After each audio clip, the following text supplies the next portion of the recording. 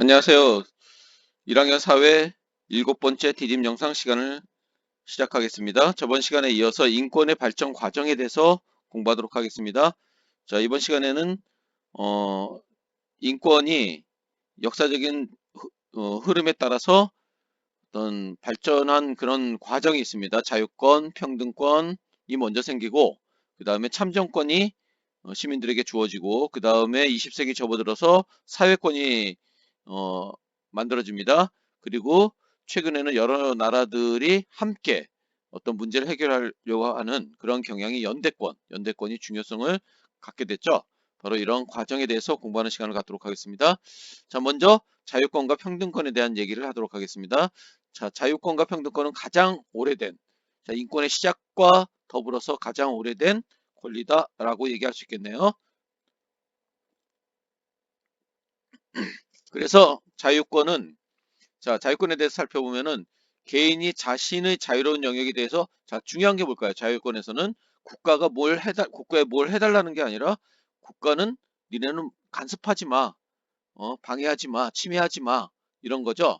그래서 국가 권력에 의한 간섭이나 침해를 받지 않을 권리를 자유권이라고 합니다. 그래서 가장 오래된 권리다. 그리고 국가에게 뭘 요구하는 게 아니라 하지 말라는 거니까 굉장히 소극적 권리다. 이렇게 얘기할 수 있겠죠? 자, 적극적 권리가 아니라 소극적 권리고, 자유권의 가장 큰 형님은 바로 신체의 자유입니다. 자, 내 신체를 구속하지 않을, 그런, 국가가 신체를 구속하지 마라고 요구할 수 있는 권리가 있다는 거죠. 그게 바로 신체의 자유, 가장 중요한 자유권이라고 얘기할 수 있겠죠. 그 다음에 뭐 종교의 자유, 언론의 자유, 뭐 사생활의 자유, 뭐 등등등등 이런 자유권이 인권의 발전 과정에서 가장 오래되고 중요한 권리다. 이렇게 얘기할 수 있겠네요. 그 다음에 평등권, 국가에 의해서 합리적 이유 없이, 요 말이 중요하죠. 합리적 이유 없이 불평등한 대우를 받지 않고 평등한 대우를 받을 권리를 말합니다. 그러니까 평등권이라는 것은, 여기서 평등은 절대적 평등을 의미하는 게 아니라 어떤 어, 상대적 평등 또는 그 합리적인 이유가 있으면은 평등권이 어느 정도 제한될 수도 있다라는 의미의 평등권이라고 얘기할 수 있겠네요. 그러니까 합리적인 이유가 있느냐 없느냐가 평등권에 위배되는지 안 되는지 그 중요한 어떤 기준이 된다는 것을 알고 있으면 되겠습니다. 인간의 존엄성을 보호하기 위한 본질적인 기본권이다. 이렇게 얘기할 수 있겠네요. 자, 그 다음에 참정권. 참정권은 정치에 참여할 수 있는 권리다. 이 말이죠. 그래서 자, 의미를 보면 국민이 국가의 정치 과정에 적극적으로 참여할 수 있는 권리를 얘기하는데, 적극적으로 참여할 수 있는 권리, 그 정치 과정에 적극적으로 참여할 수 있는 권리가 참정권이고, 자, 선거권과 굉장히 밀접한 관련이 있죠. 시민혁명 이후에도 모든 사람에게 선거권이 주어진 게 아니라 어떤 뭐 남성이라든지 아니면 재산을 가진 사람이라든지 이런 식으로 선거권이 굉장히 제한되어 있었다는 점. 그래서 노동자, 농민, 여성, 도시빈민 이런 사람들은 처음에 선거권이 주어지지 않았죠. 이런 사람들이 바로 선거권을 확대하라는 그런 요구를 하기 시작한 거죠. 바로 그것이 차티스트 운동이죠. 영국의 차티스트 운동. 어, 그래서 노동자, 농민, 여성이 선거권을 요구하는 참정권 확대 운동을 전개한 결과 20세기 이후 거의 모든 사람이 참정권을 보장받게 되었다. 처음에는 노동자, 도시빈민, 농민 이런 사람들이 갖게 됐고, 후에는 여성 또는 인종에 의한 어떤 차별을 받고 있던 흑인 이런 사람들이 참정권을 획득하는 그런 어떤 흐름이 있죠. 그 다음에 여성 참여권 운동은 20세기 초반. 자, 이렇게 어, 얘기할 수 있고, 그래서 참정권의 성격을 보면은 굉장히 능동적이고, 국민이 직접 정치 과정에 참여한다는 것이 능동적이죠. 그리고 국가에게 이런 어떤 적극적인 참여를 보장해 달라고 요구할 수 있는 거죠. 적극적 권리다. 그래서 종류를 보면은 선거권. 자, 그 우리의 어떤 대신 일할 수 있는 그런 대표자를 뽑는 권리죠. 선거권. 그 다음에 국가의 중요한 일을 결정할 수 있는 국민투표권. 그 다음에 내가 직접 공무원 또는 대표자가 될 수 있는 권리, 공무단임권.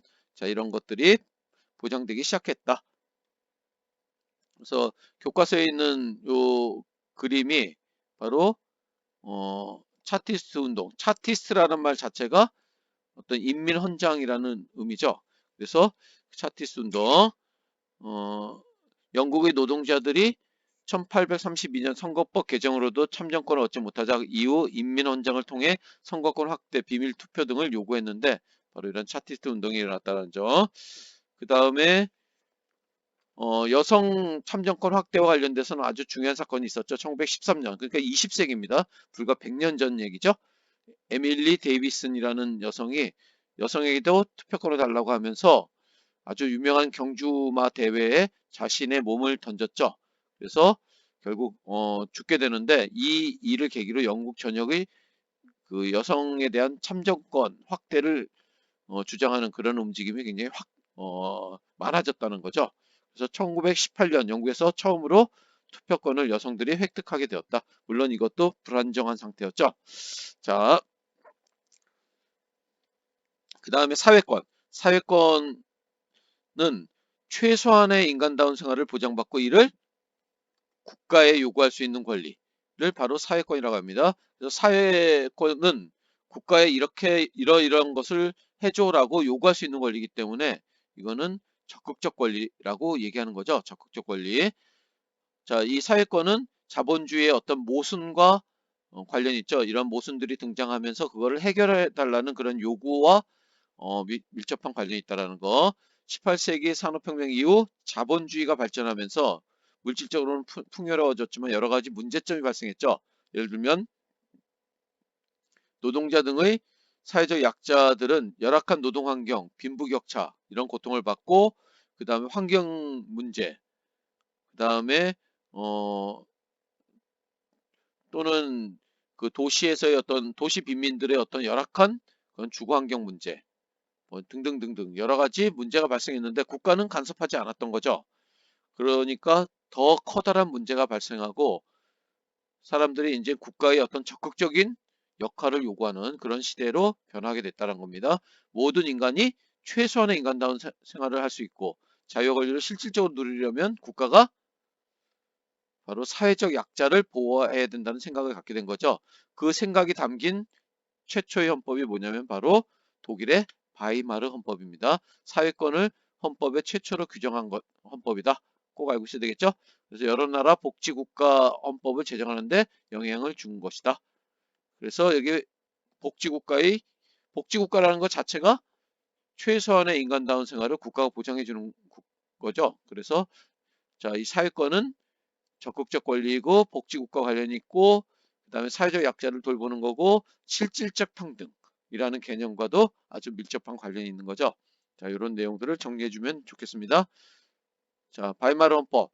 자, 요 내용을 하나 보면은 모든 국민에게는 뭐라고 되어 있나요? 적절한 자, 모든 국민에게는 그 국민 필요한 생계비를 국가가 지원해 준다고 하고 있죠. 자, 이런 내용들이 바로 어떤 사회권의 내용이라고 볼 수 있는 거죠. 그래서 자, 바이마르 헌법이 최초의 그런 어떤 사회권을 보장한 헌법이다. 이렇게 얘기할 수 있고 이 종류에는 예를 들면은 복지와 관련된 거, 사회보장과 관련된 거, 그다음에 여성, 노동 문제, 교육 문제, 환경 문제 또는 장애인 문제 뭐 이런 등등등등 이런 어떤 최소한의 인간다운 삶과 관련된 것들은 다 사회권의 영역이다. 이렇게 얘기할 수 있겠네요. 자, 그 다음에 세계인권선언과 연대권 이렇게 돼 있는데 연대권의 보장 지구촌 구성원 모두의 인권 보장을 위해 국제적인 연대와 협력을 중시하는 권리를 말하는 거고 이 연대권 보장은 자 연대권 보장이 이루어지게 된 것이 바로 유엔에 의한 세계인권선언 요것과 관련이 있다는 거죠. 인권의 의미는 자유권, 평등권, 그 다음에 사회권, 이 중간에 뭐 참정권 확대 운동이 있었죠. 그리고 연대권으로 그 범위가 점차 확대되고 있다. 지구촌 일부 지역에서는 여성, 아동, 장애인, 난민 등 차별과 전쟁, 기아, 환경 파괴 등으로 인권 침해를 당하면서도 인권을 옹호할 힘이 없는 경우가 굉장히 많죠. 자, 그래서 사회적 약자 등 차별받는 집단의 인권 보호를 위해 자신이 소속되어 있는 공동체에서 벗어나서 국제적 연대의 필요성이 점차 확대된 거죠. 그 결실이 바로 1948년 유엔에 의해서 나온 바로 세계 인권 선언입니다. 자, 세계 인권 선언에 많은 나라들이 가입하게 된 거죠. 자, 우리가 그거를 이런 어떤 국가나 지역을 초월한 인류 전체의 인권 의식의 발전과 인권의 확산에 기여했으면 수많은 인권법의 토대가 되었다. 모든 국가들이 이런 세계인권선언을 승인함으로써 이런 세계인권선언은 어떤 국내법과 똑같은 효력을 가질 수도 있는 거죠. 그렇죠? 그만큼 우리 어떤 많은 나라, 자, 인권이 굉장히 침해되는 많은 나라에게 이런 어떤 영향을 미칠 수 있는 그런 어떤 국제법의 성격을 띠고 있다는 걸 알 수 있습니다.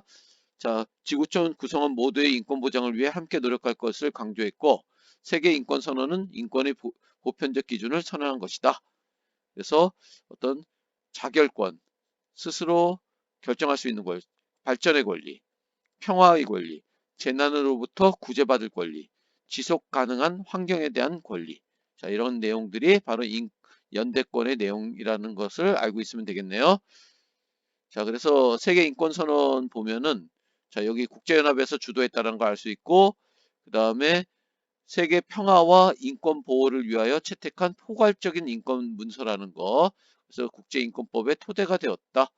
그래서 세계인권선언의 내용을 구속력 있게 만들기 위해서 국제인권규약을 선택했고, 이런 국제인권규약은 바로 어떤 조약에 해당되는 거죠. 이 조약을 승인한 국가들은 국내법과 동일한 효력이 발생한다라고 볼 수 있는 거죠. 자, 이상 7번째 디딤 영상 시간을 마치고 나머지 이 단원과 관련된 문제는 계속 다음 디딤 영상에서 이어서 풀어가도록 하겠습니다. 수고했습니다. 자, 먼저 요 세계인권선언 요 내용은 수업 시간에 선생님하고 같이 한번 살펴보는 시간을 갖도록 하고, 그 다음에 나머지 내용들도 수업 시간에 함께 살펴보도록 할게요. 자, 여기 보면은 이런 사람들이 나오는데, 이런 사람들도 되게 중요한 사람들이죠. 자, 그래서 개념 체크 문제부터 다음 시간에 공부하도록 하겠습니다. 수고했습니다.